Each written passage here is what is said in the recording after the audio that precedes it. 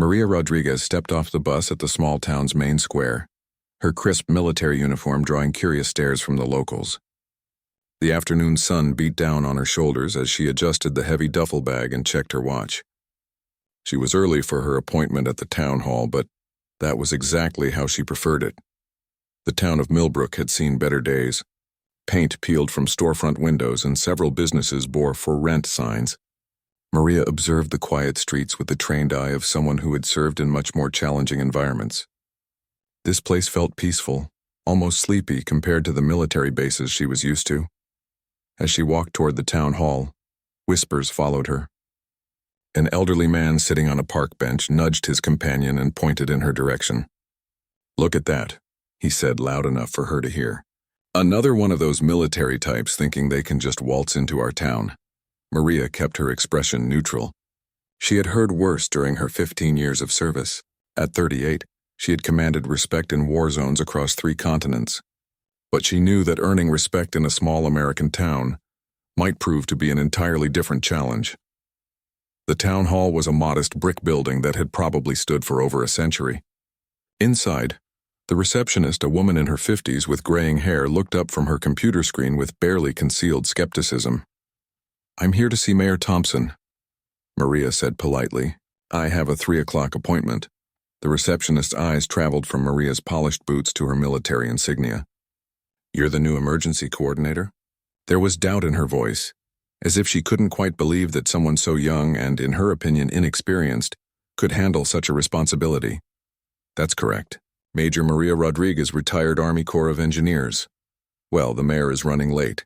You can have a seat over there." The receptionist gestured dismissively toward a row of uncomfortable-looking chairs.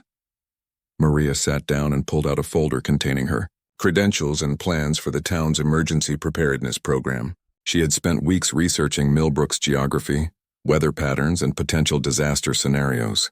The town sat in a valley prone to flash flooding, and its aging infrastructure made it particularly vulnerable during severe weather events. 20 minutes later, Mayor Thompson emerged from his office.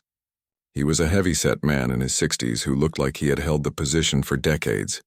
His handshake was firm, but Maria detected reservation in his manner. "Major Rodriguez, welcome to Millbrook. I have to admit, when the state said they were sending us an emergency coordinator, I expected someone with more local experience." Maria had anticipated this response. "I understand your concerns, Mayor Thompson. However, my experience in disaster response and crisis management spans multiple environments and situations. I believe those skills will translate well to civilian emergency coordination." The mayor led her into his office, which was decorated with photos of town events and local sports teams. "The thing is, Major, we're a tight-knit community here. People have been handling their own problems for generations. They might not take kindly to an outsider, especially one from the military telling them how to prepare for emergencies." "I'm not here to tell anyone what to do," Maria replied calmly. "I'm here to help develop systems and protocols that will keep this community safe. But I understand that trust has to be earned." Their conversation was interrupted by the receptionist's voice over the intercom. "Mayor, there's a group of people here who want to speak with you about the new emergency coordinator." The mayor sighed. "Send them in, Helen." 4 people filed into the office. 2 middle-aged men who looked like local business owners, an elderly woman who carried herself with the authority of someone used to being heard, and a younger man in work clothes who seemed uncomfortable in the formal setting. "Mayor Thompson," the elderly woman began without preamble, "we've heard about your decision to hire this military person for emergency coordination. We want to know why you didn't consider anyone from the community for this position." Maria remained seated and quiet, letting the mayor handle the questions. She had learned long ago that sometimes the best strategy was to observe and listen before engaging. "Mrs. Patterson, the state requires specific qualifications for this position. Major Rodriguez has extensive experience in emergency management and disaster response." One of the businessmen, a man with a red face and suspicious eyes, looked directly at Maria. "No offense, Major, but what do you know about our community? Have you ever lived in a small town? Do you understand how things work here?" Maria stood up slowly, maintaining eye contact with the man. "You're right to question my qualifications, sir. I don't have experience living in Millbrook specifically, but I have extensive experience in protecting communities under threat." I've coordinated evacuations, managed supply chains during crises, and helped rebuild infrastructure after disasters. My job isn't to change your community, but to help it be prepared for whatever challenges might come. The younger man in work clothes spoke up for the first time. What kind of challenges are you talking about? We've been fine here for decades. That's exactly the kind of thinking that gets people hurt, Maria replied, her voice remaining respectful but firm. Preparedness isn't about expecting the worst to happen every day. It's about having systems in place so that when something does happen, the community can respond effectively and minimize damage and casualties. Mrs. Patterson crossed her arms. And I suppose you think we need someone with military training to tell us how to take care of ourselves? Maria recognized the challenge in the woman's voice. This was about more than just her qualifications. It was about the community's identity and independence. Mrs. Patterson, I've seen what happens when communities aren't prepared for disasters. I've also seen what happens when they are. The difference isn't just in the training or the equipment. It's in having coordinated plans that everyone understands and can execute when the time comes. The room fell silent for a moment. Maria could sense that her words had registered, but she also knew that acceptance would take much more than one conversation. The mayor cleared his throat. I think we should give Major Rodriguez a chance to prove herself. The state funding for this position comes with the requirement that we have a qualified emergency coordinator. Major Rodriguez is more than qualified. As the group filed out of the office, Maria heard one of the men mutter to his companion, "We'll see how long she lasts when she realizes this isn't some military operation." Maria gathered her papers and prepared to leave. The mayor walked her to the door, and she could see the uncertainty in his expression. "Major, I hope you understand what you're getting into here. This community has strong opinions and long memories. It might take time for people to warm up to you. I understand, Mayor Thompson. Change is never easy, but I'm not going anywhere. This community deserves to be prepared for emergencies, and I'm going to make sure that happens, whether everyone likes me or not." As Maria walked back toward the town square, she noticed that more people were watching her now. Word had apparently spread quickly about the new emergency coordinator.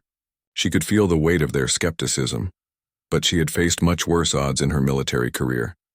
The sun was beginning to set, casting long shadows across the quiet streets.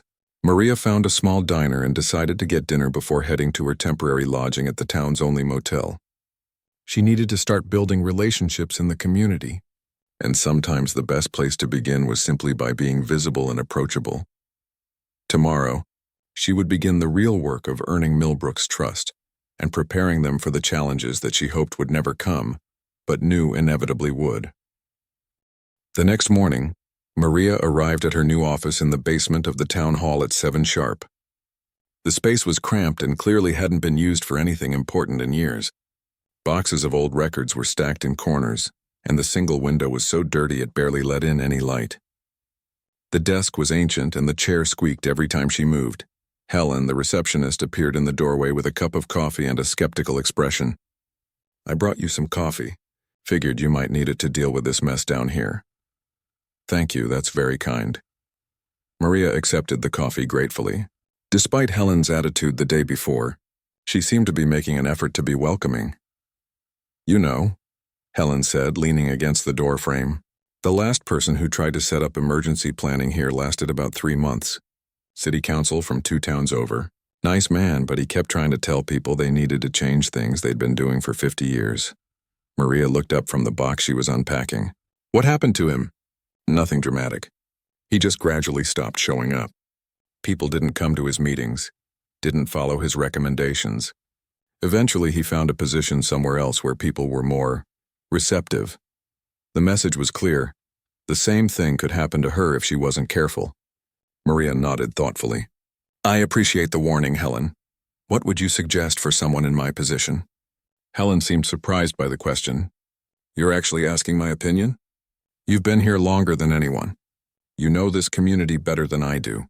If you were trying to get people to care about emergency preparedness, how would you approach it?" For the first time since Maria had arrived, Helen's expression softened slightly. "Well, people here respond better to actions than to words, and they need to see that you understand their concerns, not just your own agenda." "What are their main concerns?" "Jobs, mostly.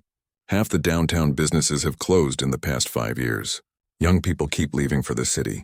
People are tired of outsiders coming in and telling them what they need to do to fix their problems.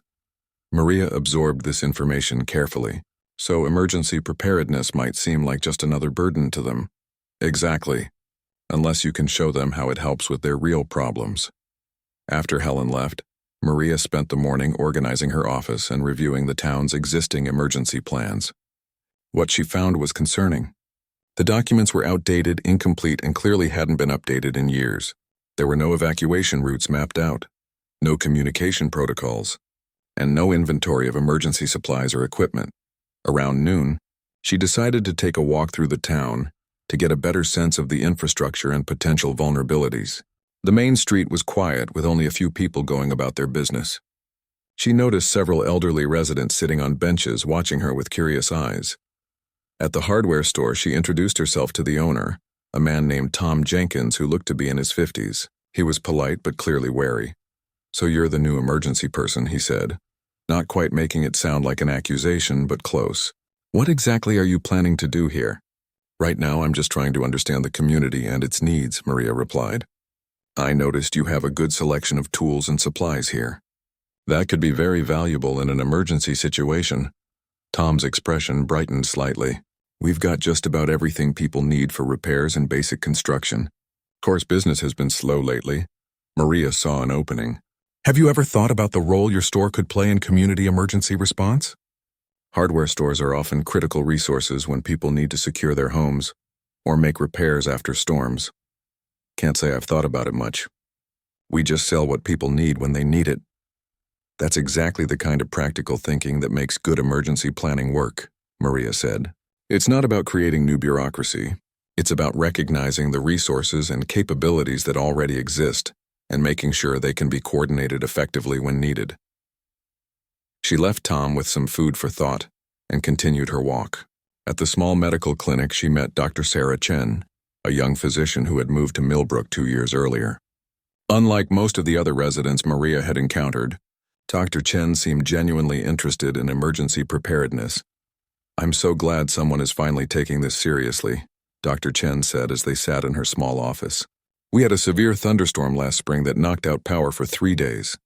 I had patients who couldn't get their medications because the pharmacy's backup generator failed, and there was no communication system to coordinate medical care." "What would have helped in that situation?" Maria asked. "Better communication between the clinic, the pharmacy, and the county hospital, a way to identify and check on vulnerable residents who might need medical attention, and honestly, some basic training for residents on first aid and emergency medical care." Maria made notes as Dr. Chen spoke. Here was someone who understood the practical importance of emergency preparedness, because she had seen the consequences of not having it. "Would you be interested in helping me develop medical response protocols for the community?" Maria asked. "Absolutely. But I should warn you, you're going to face some resistance. A lot of people here have a 'we've always managed just fine' attitude. So I'm learning. Do you have any suggestions for how to approach that?" Dr. Chen thought for a moment. "Start small.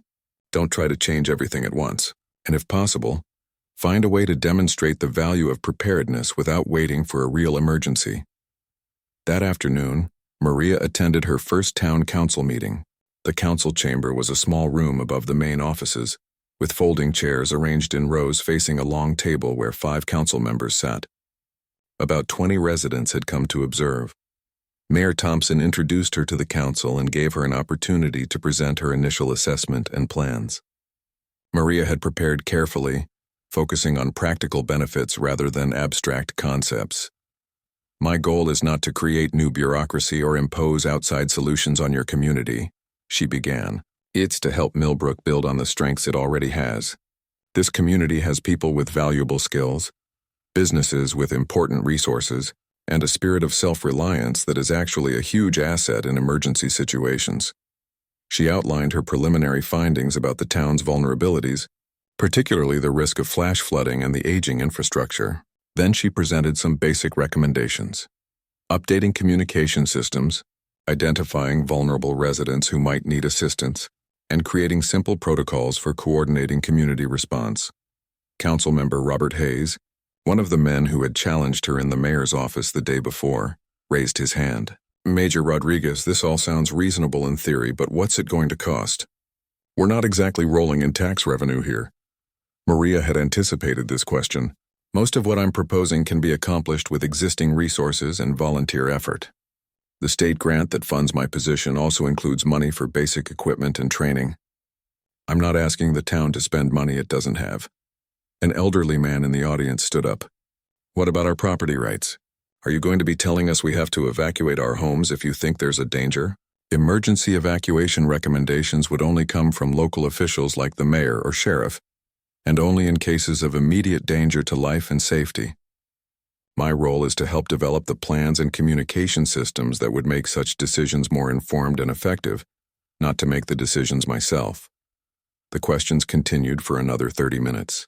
Maria answered each one patiently and honestly, acknowledging the community's concerns while explaining how proper emergency planning could actually protect their independence and self-reliance rather than undermining it. As the meeting ended, she noticed that while many residents still looked skeptical, a few seemed genuinely interested in learning more. Dr. Chen approached her afterward, along with a woman who introduced herself as Lisa Martinez, a school teacher. I'd like to help with emergency planning for the school, Lisa said. We have procedures for fire drills, but nothing for severe weather or other emergencies. With budget cuts, we can't afford to hire consultants, but if you could provide some guidance, I'd be happy to help, Maria replied. Schools are often critical shelters during emergencies, so making sure they're prepared benefits the whole community. As Maria walked back to her motel that evening, she reflected on the day's conversations. She was beginning to understand the challenge she faced. The people of Millbrook weren't opposed to being safe. They were opposed to being told what to do by outsiders. Her success would depend on finding ways to help them see emergency. Preparedness is something that strengthened their community, rather than something imposed on it from outside. The real test would come when she had to prove that her plans weren't just theoretical exercises but practical tools that could actually help when the community needed them most. She just hoped that when that test came, Millbrook would be ready. 3 weeks into her tenure, Maria had settled into a routine that was slowly beginning to yield results. She arrived at the office early each morning, spent time reviewing weather reports and potential hazards, and then made her rounds through the community. Her approach was deliberately low-key, having coffee at the diner, shopping at local businesses, and engaging in casual conversations rather than formal presentations. The breakthrough came on a Tuesday morning when she received a call from Tom Jenkins at the hardware store. His voice was excited and slightly anxious. Major Rodriguez, you need to get down here. We've got a situation. Maria arrived at the hardware store to find Tom standing outside with an elderly man she recognized as Bill Crawford, a local farmer. Bill was covered in mud and looked exhausted. Tell her what you told me, Tom urged. Bill looked at Maria with the skepticism she had grown accustomed to, but his concern overrode his reservations. There's a beaver dam upstream on Miller Creek that's gotten huge over the winter. With all the rain we've had lately, I'm worried it's going to give way. If it does, the water's going to come straight through the lower part of town. Maria's training kicked in immediately. How much water are we talking about and how much time do we have? Hard to say exactly, but that dam is holding back a lot of water. Could be today, could be next week, but it's going to happen soon. The beavers have been real busy and nobody's maintained that creek in years. Tom spoke up. Bill's been farming here for 40 years. He knows this area better than anyone. Maria nodded, recognizing that this was exactly the kind of local knowledge that could make the difference between a minor inconvenience and a disaster. Can you show me the dam? The three of them drove out to Miller Creek in Tom's pickup truck. The beaver dam was indeed impressive and concerning. What had probably started as a modest obstruction had grown into a significant barrier that was backing up water for nearly a quarter mile. The recent spring rains had raised the water level to the point where it was beginning to flow around the edges of the dam. You're right to be concerned, Maria said, after examining the situation. This needs to be addressed immediately. Who should we contact about removing it? Bill shrugged. That's the problem. Creek runs through 3 different properties and nobody wants to pay to have it cleared. Been arguing about it for months. Maria pulled out her phone and called the county emergency management office. After a brief conversation, she turned back to the 2 men. County says they can have a crew out here tomorrow, but they need permission from all the property owners and someone to coordinate access. Good luck with that, Tom said. The Hendersons and the Kowalskis have been feuding over that creek for years. Maria saw an opportunity to demonstrate the value of emergency coordination. Let me see what I can do. Can you show me exactly which properties are involved? Over the next several hours, Maria visited each of the 3 property owners. The conversations were challenging. Each landowner had legitimate concerns about liability, cost, and disruption to their property. But Maria's military experience had taught her how to find common ground among people with different interests. She explained the potential consequences if the dam failed catastrophically: property damage, possible injuries, and certainly a much more expensive cleanup than preventive action would cost. More importantly, she listened to each person's specific concerns and worked to address them. By evening, she had agreements from all 3 property owners and a commitment from the county to have the dam safely removed the next day. But more significantly, word of her efforts had spread through the community. That night at the town council meeting, the mood was noticeably different. Mayor Thompson began by praising Maria's quick action on the Beaver Dam situation. Major Rodriguez demonstrated exactly what we hired her for, he said. She identified a potential problem, coordinated with the appropriate agencies, and got it resolved before it became a crisis. Council member Hayes, who had been one of her strongest critics, stood up. I have to admit I was skeptical about bringing in an outsider for this position. But what happened today shows that maybe we do need someone with that kind of training and connections. Maria used the opportunity to make a broader point. What happened today wasn't really about my training or connections. It was about having a system in place to identify problems early and coordinate an effective response. Bill Crawford's knowledge of the local conditions was what made the difference. Tom Jenkins' willingness to serve as a communication link was crucial. The county had the resources to solve the problem, but someone needed to bring all the pieces together. She paused and looked around the room. That's what emergency preparedness is really about. It's not about creating new bureaucracy or taking away local control. It's about making sure that when problems arise, we have ways to identify them quickly and coordinate our response effectively. An older woman in the audience raised her hand. So you're saying it's about using what we already have, just better organized? Exactly. Every community has resources and capabilities. The key is making sure they can work together when needed. Dr. Chen spoke up from the audience. I saw this firsthand during the power outage last spring. We had the medical supplies and expertise to handle the situation, but we couldn't coordinate with the pharmacy or communicate with patients who needed help. Better planning could have prevented a lot of problems. The discussion that followed was the most productive Maria had experienced since arriving in Millbrook. Residents began sharing their own experiences with past emergencies and talking about ways the community could be better prepared. Lisa Martinez, the school teacher, raised a concern that had been on Maria's mind as well. What about warning systems? If something like this Beaver Dam situation happens again, how do we make sure everyone knows what's going on? Maria had been researching this exact issue. The county has an emergency alert system, but it only reaches people who have signed up for it. I'd like to work with local businesses and community organizations to develop additional communication networks. Tom Jenkins surprised everyone by volunteering his hardware store as a communication hub. We've got a radio system for coordinating deliveries. Could probably expand that to help with emergency communications. As the meeting ended, Maria realized that something fundamental had shifted. The Beaver Dam incident had provided a concrete example of how emergency preparedness could benefit the community without threatening its independence.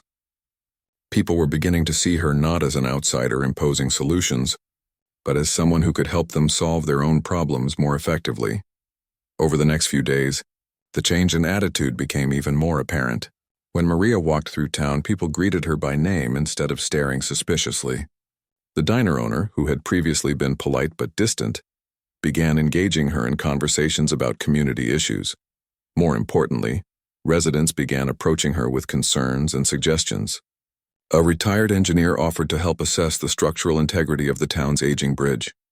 A local business owner suggested coordinating with neighboring towns to share emergency resources. Even Mrs. Patterson, the elderly woman who had been one of her strongest critics, stopped her on the street to discuss evacuation procedures for the senior center. The Beaver Dam incident had been a relatively minor crisis, but it had served as a proof of concept for Maria's approach to emergency management. By focusing on coordination rather than control, And by demonstrating respect for local knowledge and concerns, she had begun to build the trust that would be essential for more serious challenges. But Maria knew that this was just the beginning. The real test of the community's emergency preparedness would come when they faced a genuine crisis, one that couldn't be resolved with a phone call to the county and a day's work by a removal crew. She continued to develop her plans and build relationships, knowing that when that test came, the community's survival might depend on how well she had done her job. The weather reports she monitored each morning were showing an active storm system developing to the west. Spring was severe weather season in this part of the country, and Maria wanted to make sure Millbrook was as ready as possible for whatever nature might send their way. The weather forecast that arrived on Friday morning made Maria's coffee taste bitter. A major storm system was developing across the Midwest, with predictions of severe thunderstorms, possible tornadoes, and heavy rainfall. The National Weather Service had issued a severe weather watch for the entire region, including Millbrook.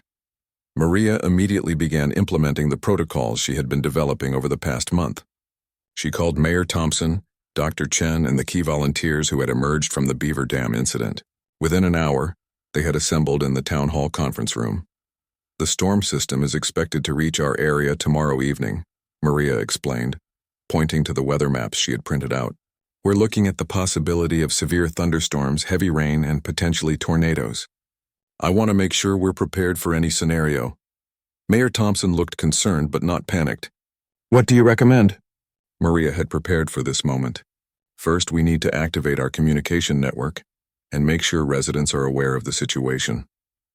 Second, we should prepare the school as an emergency shelter in case evacuations become necessary. Third, we need to make sure our emergency supplies are accessible and that key personnel know their roles." Tom Jenkins, who had become one of Maria's strongest supporters, spoke up. "What about people who live in the more isolated areas? Some of those farm roads become impassable when they get muddy." "Good point. Do we have a list of residents who might need assistance evacuating?" Dr. Chen pulled out a folder. "I've been working on that since our last meeting. There are about 15 people in the community who have mobility issues or medical conditions that would make evacuation difficult without help." Maria felt a surge of satisfaction. The groundwork they had laid over the past month was already paying off. "Excellent. Tom, can you coordinate with some of the other business owners to make sure we have drivers and vehicles available if needed?" "Already on it. Bill Crawford has a 4-wheel drive truck, and the Martinez family has a van that could carry several people." Lisa Martinez had arrived during their discussion. "The school is ready to serve as a shelter. We've identified the safest areas for severe weather, and the kitchen can provide basic food service. Maintenance has checked the backup generator, and it's working properly." Maria looked around the table and realized that what she was seeing was exactly what she had hoped to achieve: a community that was prepared to take care of itself in a crisis. These people weren't waiting for outside help or government intervention. They were using their own resources and knowledge to address the challenge. "One more thing," Maria said. "We need to make sure people know that this is a precautionary activation. We're preparing for the possibility of severe weather, not because we expect the worst to happen, but because we want to be ready if it does." Over the next 24 hours, the community's response exceeded Maria's expectations. Word spread quickly through both formal and informal networks. The hardware store became an unofficial coordination center, with people stopping by to check on neighbors and offer assistance. The diner stayed open late to serve coffee and sandwiches to volunteers who were helping with preparations. Mrs. Patterson surprised everyone by organizing the senior center residents into teams to check on elderly neighbors who lived alone. "We know who needs help better than anyone," she told Maria with a slight smile. Might as well put that knowledge to good use. As Saturday evening approached, the storm clouds were visible on the western horizon. The wind had picked up and the air had that electric feeling that often preceded severe weather. Maria had set up a temporary command post in the town hall, with radio communications to the county emergency management office and direct contact with the National Weather Service. Around 8 o'clock, the first severe thunderstorm warning was issued for their area. Maria activated the community alert system, and within minutes people began arriving at the school shelter. The response was orderly and calm, exactly what they had hoped for. Bill Crawford appeared at the command post around 9 o'clock, his truck loaded with an elderly couple and their small dog. "Picked up the Hendersons," he reported. "Their roof has been leaking and they didn't want to ride out the storm in a house that might not hold together." "Good call," Maria said. "How are the roads?" "Getting muddy but still passable. Might be a different story if we get the heavy rain they're predicting." The storm hit around 10:30. The thunder was deafening and the lightning was almost continuous. Rain pounded against the windows of the town hall with an intensity that made conversation difficult. Maria monitored the weather radio and maintained contact with the county emergency office, providing regular updates on conditions in Millbrook. Around midnight, the lights flickered and went out. The backup generator at the school kicked in immediately, but the rest of the town was plunged into darkness. Maria's radio crackled with reports from around the community. "Tree down on Maple Street," came Tom's voice. "Blocking the road, but nobody hurt." "Water rising fast in the low areas near the creek," reported another volunteer. "Might need to evacuate a few more houses." Maria coordinated the responses, dispatching the available vehicles and personnel to where they were needed most. The protocols they had developed were working, but the real test came when Dr. Chen's voice came over the radio with an urgent report. "We've got a medical emergency at the Kowalski farm. Mrs. Kowalski is having chest pains, and the access road is completely washed out. Ambulance can't get through." This was the kind of situation Maria had trained for, but it was also the kind that could quickly become tragic if not handled properly. "Dr. Chen, what do you need?" "I need to get to her with medical equipment, and we need a way to transport her to the hospital once I've stabilized her." Maria's mind raced through the options. The main roads were probably still passable, but the farm roads were likely impassable for normal vehicles. They needed someone with local knowledge and a vehicle capable of handling difficult terrain. "Bill, are you available for a rescue mission?" "Already heading that way," came his immediate response. "Tom's with me, and we've got medical supplies from the clinic." "Dr. Chen, can you meet them at the intersection of County Road 15 and Farm Road 7? "On my way." For the next 2 hours, Maria coordinated the rescue operation while continuing to monitor the storm and manage other emergency responses throughout the community. The radio traffic was constant but organized, with each team reporting their status and requesting assistance when needed. Around 2 a.m, Dr. Chen's voice came back over the radio with relief evident in her tone. "Patient is stable and en route to County Hospital. Excellent work, everyone." As the storm finally began to move east, Maria realized that Millbrook had just passed its biggest test since she had arrived. The community had faced a genuine emergency and had responded with skill, coordination, and calm professionalism. More importantly, they had done it using their own resources and knowledge, with the emergency management system serving as a coordination framework rather than an outside solution. The next morning, as residents began assessing the damage and cleaning up, Maria walked through the town and saw something that hadn't been there when she first arrived, a community that knew it could handle whatever challenges came its way. Mayor Thompson found her at the diner, where she was having breakfast and debriefing with some of the volunteers from the night before. "Major Rodriguez," he said, extending his hand, "I owe you an apology. When we first hired you, I wasn't sure you understood what this community needed. Last night proved that you understood it better than we did." Maria shook his hand but deflected the praise. "Last night proved that this community has everything it needs to take care of itself. My job was just to help organize what was already here." But privately, she felt a deep satisfaction. The people of Millbrook had stopped seeing her as an outsider imposing solutions and had begun to see her as a member of their community who happened to have useful skills. It was exactly the transformation she had hoped for, and it had happened not through speeches or presentations, but through shared experience in facing a real challenge together. 2 months after the storm, Maria had settled into her role as a respected member of the Millbrook community. The successful emergency response had transformed her from an outsider to someone people turned to for advice on everything from weather concerns to organizing community events. She had even been asked to help coordinate the annual 4th of July celebration. But on this particular Tuesday morning, Maria faced a different kind of challenge. She received a call from the State Emergency Management Office that made her stomach tighten with concern. "Major Rodriguez, we need you to prepare for a state-level emergency exercise next week. You'll be hosting a team of evaluators who will assess your community's preparedness. This is a big deal. The results will determine future funding and could affect your position. After hanging up, Maria sat in her small office and considered what this meant. An official evaluation was exactly the kind of outside scrutiny that could resurrect all the old tensions about outsiders telling the community what to do. She had worked hard to build trust by focusing on practical results rather than bureaucratic procedures, but now she would be judged by state officials who might have very different priorities. She decided to be completely transparent with the community. At the next town council meeting, she explained the situation to the assembled residents. The state wants to conduct an emergency preparedness exercise to evaluate how well our community can respond to a crisis, she told them. It's partly about determining future funding, but it's also an opportunity to test our systems and identify areas where we can improve. The room fell silent. Maria could see the concern on people's faces, and she understood why. This felt like exactly the kind of outside judgment that many residents had feared when she first arrived. Robert Hayes raised his hand. What exactly are they going to be looking for? Are they going to tell us we're doing everything wrong? That's a fair concern, Maria replied. But here's the thing. We've already proven that our approach works. During the storm 2 months ago, we saved Mrs. Kowalski's life.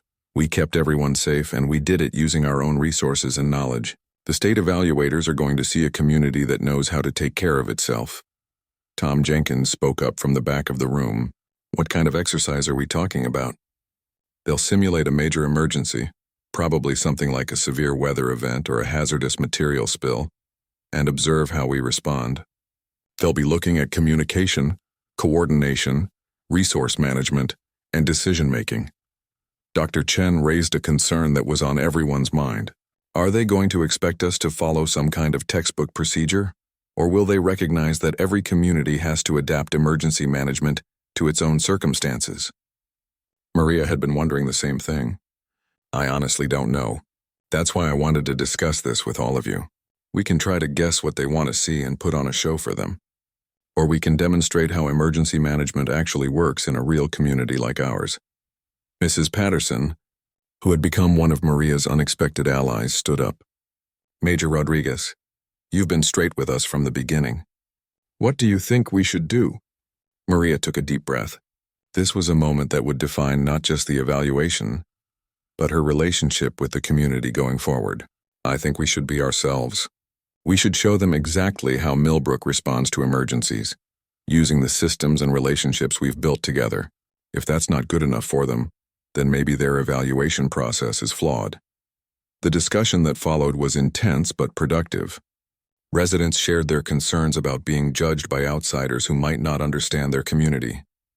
But gradually a consensus emerged.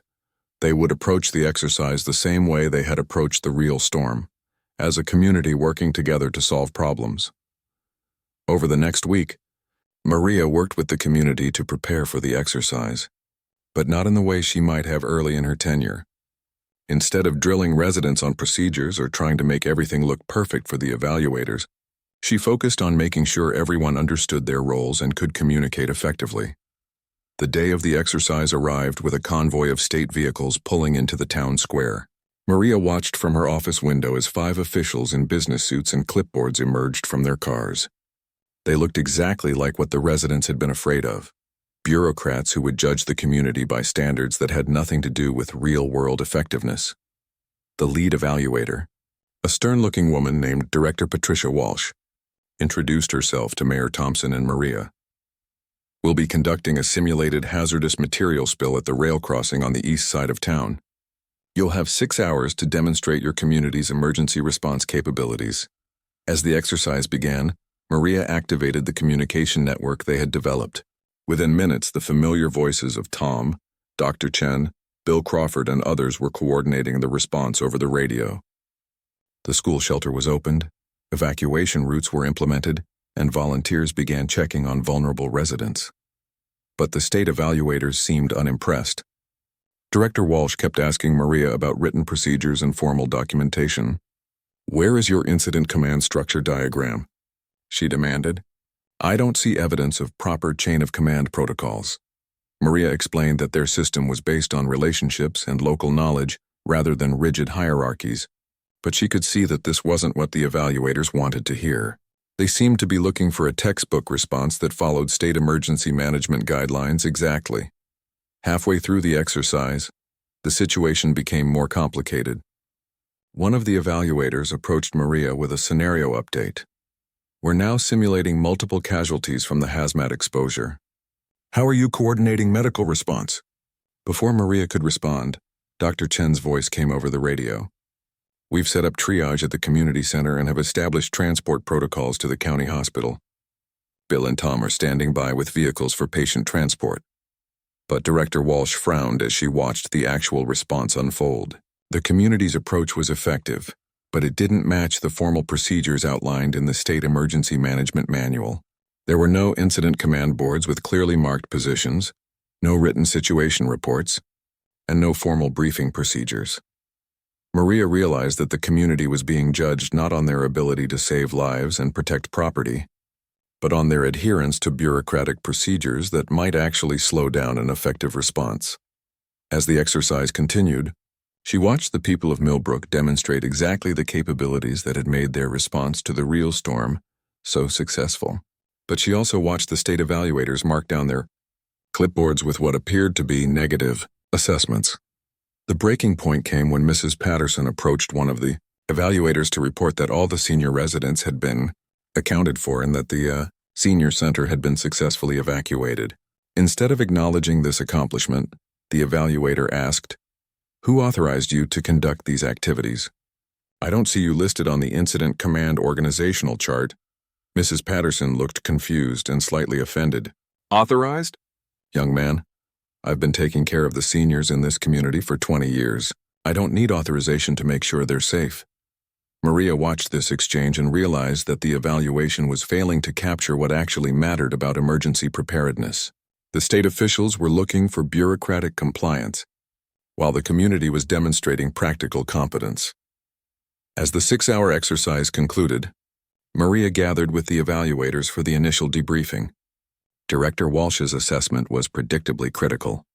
Your community shows good intentions, but there are serious deficiencies in formal procedures and documentation. The incident command structure was unclear. Roles and responsibilities were not properly defined, and there was insufficient coordination with county and state authorities. Maria felt her frustration rising, but before she could respond, Tom Jenkins walked into the room. His clothes were dirty from helping with the simulated evacuation, and his hands were stained with the chalk they had used to mark contaminated areas. "Excuse me," he said to Director Walsh, "but I couldn't help overhearing your comments. I'm curious, have you ever actually been in a real emergency?" Director Walsh looked taken aback by the directness of the question. "I have extensive training in emergency management theory and have observed numerous exercises. But have you ever been in a situation where people's lives were actually at stake?" Tom pressed, "Because 2 months ago we had a real emergency here. Mrs. Kowalski nearly died of a heart attack during a severe storm, and the roads were completely washed out. We didn't have time to set up incident command boards or write situation reports. We had to get Dr. Chen to her, stabilize her, and get her to a hospital. And we did it because we know each other and we know how to work together." The room fell silent. Maria could see that Tom's words had made an impact, but she wasn't sure whether it would be positive or negative for the evaluation. 6 months later, Maria stood at her office window watching a convoy of military vehicles roll into Millbrook's town square. But this time, the situation was completely different from anything she could have imagined when she first arrived. The call had come at 4 in the morning. A freight train carrying hazardous chemicals had derailed 20 miles west of town, creating a toxic cloud that was moving toward several communities in the area. The County Emergency Management Office was coordinating evacuations and establishing a regional command center, and they had chosen Millbrook as the location.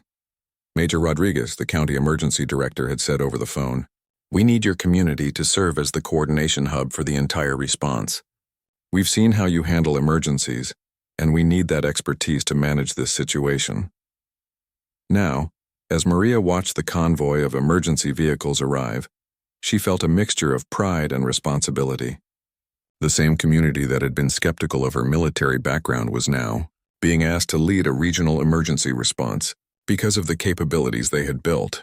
Together, the convoy included National Guard units, county emergency management teams, state environmental specialists, and federal hazmat experts. As the vehicles parked in the town square, Maria could see residents watching from doorways and windows. But instead of the suspicion and concern she might have expected, she saw people preparing to help. Colonel Morrison emerged from one of the vehicles. Along with Director Walsh and several other officials Maria recognized from the evaluation months earlier. But this time they weren't here to judge Millbrook's emergency preparedness. They were here to use it. "Major Rodriguez," Colonel Morrison said as he approached, "we need to establish a unified command structure that can coordinate response efforts across 4 counties. Based on what we've seen from your community, we want you to serve as the lead coordinator." Maria felt the weight of the responsibility, but she also felt confident in the systems and relationships they had built. "We're ready to help, Colonel. What do you need from us?" Over the next hour, the town hall was transformed into a regional emergency operations center. Communication equipment was set up in the main conference room, with direct links to the incident site, hospitals, evacuation centers, and government agencies at multiple levels. But what impressed the visiting officials most was how seamlessly the Millbrook community integrated into the expanded response. Tom Jenkins coordinated vehicle logistics, ensuring that emergency responders had the transportation they needed. Dr. Chen established medical protocols for treating potential chemical exposure victims. Lisa Martinez organized the school as a temporary housing facility for evacuees from other communities. The real test came when the first busload of evacuees arrived from the town closest to the derailment. These were people who had been forced to leave their homes with little notice, many of them elderly or families with small children. They were frightened, confused, and angry about their situation. Mrs. Patterson took charge of the reception process with the authority that came from years of taking care of people. She organized volunteers to provide food, temporary bedding, and basic comfort items. More importantly, she ensured that each evacuee family was paired with a Millbrook resident who could help them navigate the temporary arrangements and provide emotional support. As the day progressed, Maria found herself coordinating not just the local response but the entire regional effort. Emergency officials who had never heard of Millbrook before were now relying on the community's capabilities to manage a complex, multi-agency operation. The breakthrough moment came when a heated argument erupted between officials from different agencies about resource allocation and decision-making authority. Maria watched as the formal incident command structure began to break down under the pressure of competing jurisdictions and bureaucratic protocols. Drawing on her military experience and her understanding of how the Millbrook community operated, Maria called for a timeout. She gathered all the senior officials in the town hall conference room and addressed them directly. "We're losing focus on what matters most," she said firmly. "We have people who need help, communities that need protection, and a hazardous situation that needs to be contained. The bureaucratic arguments can wait until after we've taken care of the emergency." She looked around the room at officials who represented different agencies, different levels of government, and different areas of expertise. "Each of you has knowledge and resources that are essential to solving this problem. But none of you can solve it alone. What we need is the same thing that works in any emergency: people who are willing to work together toward a common goal." Director Walsh, the same official who had criticized Millbrook's lack of formal procedures months earlier, spoke up. "Major Rodriguez, what do you recommend?"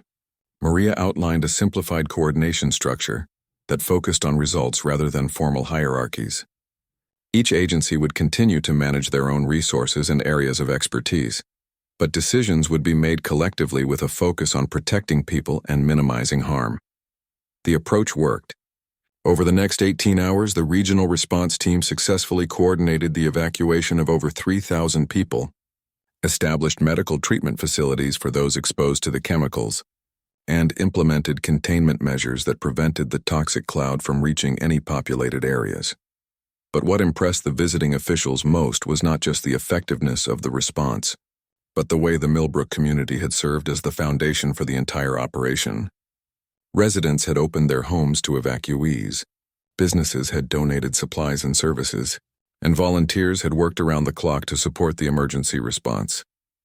As the immediate crisis passed and the evacuees began returning to their homes, Colonel Morrison found Maria in her office, where she was finally catching up on the paperwork that had accumulated during the emergency. "Major, I wanted to thank you personally for what you've accomplished here. When we first discussed making Millbrook a training center for rural emergency management, I hoped it would benefit other communities. I didn't expect it to become the model for regional emergency response." Maria looked up from her reports. "Colonel, this wasn't about our training or our procedures. This was about people who care about each other and are willing to help when help is needed." "Exactly, and that's something you can't teach in a classroom or write in a manual. It has to be built over time, through trust and shared experience." Later that evening, after the last of the emergency vehicles had departed and the town had returned to its normal quiet rhythm, Maria walked through the streets of Millbrook. The same residents who had once questioned her military background and outsider status now greeted her as a neighbor and friend. At the diner, she found Tom Jenkins, Dr. Chen, and several other community members sharing coffee and reflecting on the day's events. "You know," Tom said as she joined them, "when you first arrived here, I wasn't sure what to think. Military person coming to tell us how to handle emergencies. Seemed like maybe we didn't need that." "What changed your mind?" Maria asked. "You never tried to tell us how to handle emergencies. You helped us figure out how to handle them better ourselves. And today we got to show everyone else how it's done," Dr. Chen added. The evacuees kept commenting on how organized and welcoming our community was. They couldn't believe that a town this size could coordinate such a complex response. Maria smiled as she looked around the table at people who had become not just colleagues but friends. "You know what I learned today? When people really know each other and trust each other, they can handle just about anything. The specific emergency doesn't matter, whether it's a beaver dam, a thunderstorm, or a hazmat incident. What matters is having people who are willing to work together." Mrs. Patterson, who had arrived late after finishing her work with the evacuees, overheard the conversation as she sat down. "Major Rodriguez, I have a confession to make.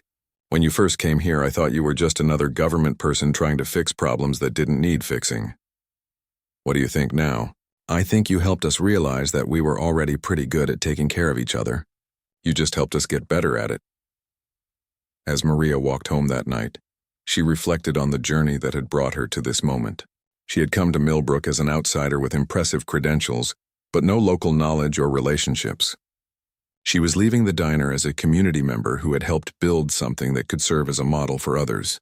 The convoy that had arrived that morning hadn't come to judge or evaluate Millbrook's emergency preparedness. They had come because they needed what the community had built, the ability to respond effectively to unexpected challenges by working together.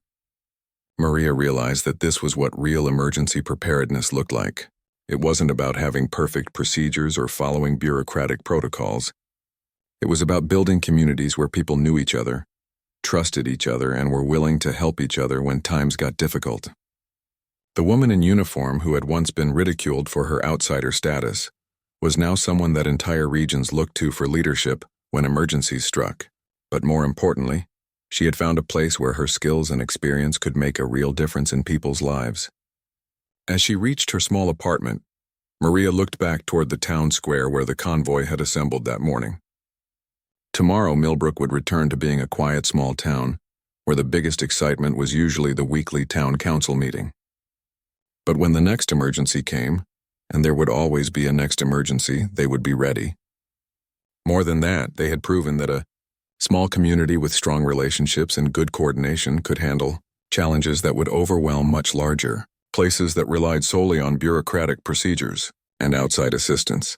The ridicule had turned to respect. But more importantly, the respect had been earned through results that mattered when people's lives and safety were on the line.